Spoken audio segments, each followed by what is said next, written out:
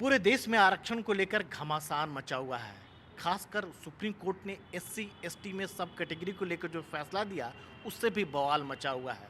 पूरे देश में विरोध प्रदर्शन हुए। इस बारे में और बातचीत करने के लिए हमारे साथ हैं आज़ाद समाज पार्टी के राष्ट्रीय अध्यक्ष और नगीना से सांसद चंद्रशेखर आज़ाद। इतना विरोध क्यों? भारत बंद आप लोगों ने करवाया, उसके बाद पुलिस लाठीचार्ज हुआ, प्रदर्शन हुए। देखिए, विरोध जो है वो समाज के अंदर है। और क्योंकि हम समाज का नेतृत्व कर रहे हैं तो समाज की भावनाओं को समझना और उन भावनाओं के साथ खड़ा होना हर एक व्यक्ति की जिम्मेदारी। भारत बंद हम लोगों ने कराया क्योंकि समाज में इस बात का गुस्सा था जो सुप्रीम कोर्ट का फैसला है। क्रीमी लेयर शेड्यूल कास्ट में नहीं हो सकती। ये पहले भी 2-3 बार प्रयास किया गया। इसके पीछे सबसे बड़ी सवाल है नीयत की। सुप्रीम कोर्ट के जज जो हैं उनमें से एक आदमी ने भी शेड्यूल कास्ट की ज़िंदगी नहीं जी, तो उनको एहसास नहीं कि शेड्यूल कास्ट की ज़िंदगी क्या होती है। मैं इसका आपको एहसास करा के बताता हूँ। अगर एक व्यक्ति जिसने 4th क्लास की जॉब जिसको मिली, जैसे सुप्रीम कोर्ट के जज ने टिप्पणी की कि भाई उसको दोबारा नहीं मिलनी चाहिए, तो क्या उसका इकोनॉमिक स्टेटस कितना बदला?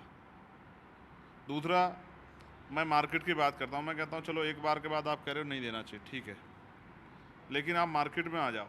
अब जॉब नहीं करेगा, नौकरी नहीं करेगा, तो कहीं और उसको वो प्रयास करेगा, तो वो बिजनेस करेगा, कोई दुकान खोलेगा। सोचो, एक मिठाई की दुकान खोली गई है, चाहे वो वाल्मीकि की हो, चाहे वो चमार की हो, चाहे वो पासी की हो, चाहे वो धानुक की हो, या किसी भी जाति की। अगर वो अपना बोर्ड लगा लेगा कि चमार मिष्ठान भंडार या वाल्मीकि मिष्ठान भंडार, तो आपको क्या लगता है मार्केट से कितने लोग उसकी दुकान से सामान खरीदेंगे? जहाँ जिस देश में आज भी छुआछूत और भेदभाव हो, क्लास 1 अफसर से बनने से लेकर राष्ट्रपति, राज्यपाल, तमाम पदों पे जाने के बाद, मुख्यमंत्री बनने के बाद भी कुर्सियाँ धोई जाती हों, उनको मंदिर में ना प्रवेश करने दिया, तो और तमाम तरह की जो है अपमान का सामना करना पड़ता हो। जहाँ आज भी जो है 5% जो है रेशो हो अंतर जातीय विवाह का, और आज भी ऑनर किलिंग होती हो, आज भी मूछें रखने पे, घोड़ी पे बैठने पे हत्या होती हो, आज भी जो है बारातें रोकी जाती हों, आज भी मटकी छूने पे हत्या होती, जो 1 साल पहले हुई।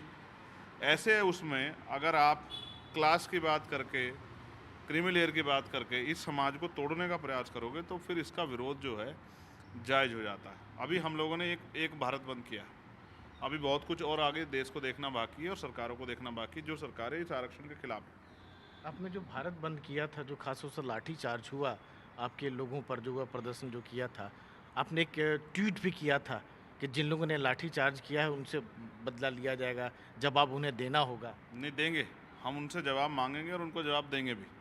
मैं फिर आपसे कह रहा हूँ, लोकतंत्र जो है वो संख्या बल आधारित है। जिन सरकारों ने या जिन अधिकारियों ने जानबूझ के हमारे लोगों को लाठियों से पीटा, जैसे कि आपने पटना की घटना देखी होगी, पुलिस को पीटना था तो एसडीएम मिल गया तो एसडीएम को लाठी मार दी। यानी कि उनका एक रुख राय ये थी कि हमें इनको पीटना।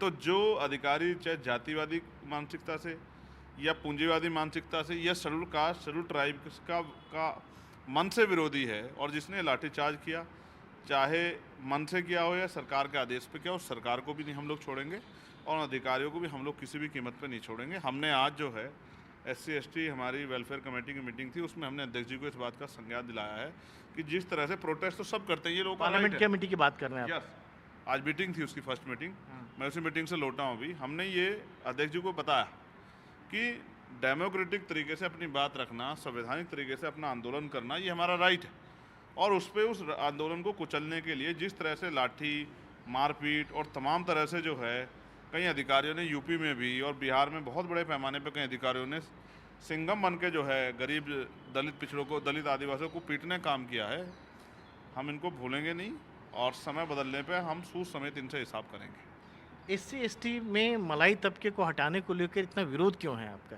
नहीं, मैं बिल्कुल सहमत हूँ। इसकी शुरुआत सुप्रीम कोर्ट से करते हैं। मलाई तबका जिसके परिवार में पहले से एक सुप्रीम कोर्ट में जज हो चुका है, जिसके परिवार में चीफ जस्टिस रह चुका है, जैसे वर्तमान के हमारे चीफ जस्टिस हैं, मैं उनकी बहुत रिस्पेक्ट करता हूँ। मैं चाहता हूँ कि किसी भी चीज़ की शुरुआत वहाँ से की जाए जहाँ से शुरुआत हुई है। अगर कुछ भी हटाना है तो पहले इस देश से जाति व्यवस्था हटाओ। जाति व्यवस्था हटा जाएगी, आरक्षण खुद ही खत्म हो जाएगा। जिनको भी आरक्षण में तकलीफ है, जो लोग, मैं तो चरित्र देख रहा हूँ, जो लोग लंबे समय से चाहे SC ST का रिजर्वेशन हो या OBC का इसका विरोध करते आए, आज वो हमारे बड़े हमदर्द हो रहे हैं कि भाई हम तो चाहते हैं इनको ये मिले बोले। तो सवाल ये है, जब आपने 10% आर्थिक आधार पे दिया सामान्य जाति के बच्चों को, बिना जो है आंकड़े जुटाए, बिना जो है जाति का जनगणना कराए, बिना जो है कोई बिना किसी आंकड़ों के ये जानकारी किए बगैर कि उनका रिप्रेजेंटेशन, उनका प्रतिनिधित्व कितना है, बिना इस जानकारी के, तो 10% अगर आप क्रीमी इसको जो है ये 50% कैप खत्म हो चुकी है, तो 10% इन जातियों को अगर आप दे दोगे तो क्या चला जाएगा। लेकिन सुप्रीम कोर्ट ने क्या है कि भाइयों के बीच में भूखे हुए, जो भूखे नंगे भाई हैं, उनमें टुकड़ा फेंक दिया है कि जिसका जो ताकतवर वो उठा लो।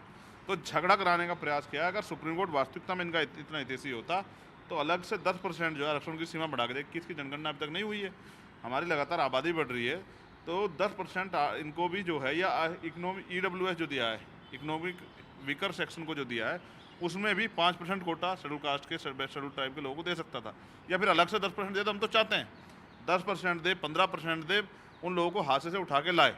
लेकिन जब EWS पे आपकी कलम बहुत तेज़ी से चलती है कि होना चाहिए, तो फिर शेड्यूल कास्ट के हितों के लिए आपकी कलम क्यों नहीं चलती। और सवाल ये, अभी तो आपने एक भारत बंद देखा, लेकिन अभी आप 11 सितंबर को दिल्ली में जो है एक हमारा महाआंदोलन देखना, उसके बाद भी अगर सरकार नहीं मानी तो उसके बाद जो है जब सेशन चलेगा तब फिर आप एक हमारा महाआंदोलन देखना। अब हम चुप नहीं बैठने वाले। अब हमारी मांग सिर्फ ये नहीं है कि 15% में बंटवारा करो या 15% दो। हमारी मांग ये है कि सबसे पहले कास्ट सेंसस कराओ, जाति का जनगणना कराओ, फिर जाति का जनगणना के आधार पर जिसकी इतनी संख्या भारी, उसकी इतनी हिस्सेदारी, इस फॉर्मूलों को लागू करो। जिनका बैकलॉग जो है लाखों की संख्या में अब तक नहीं भरा है, सुप्रीम कोर्ट को कभी नहीं दिखा, वो बैकलॉग भरो, और निजी क्षेत्रों में SC ST OBC को संख्या के आधार पर आरक्षण दो।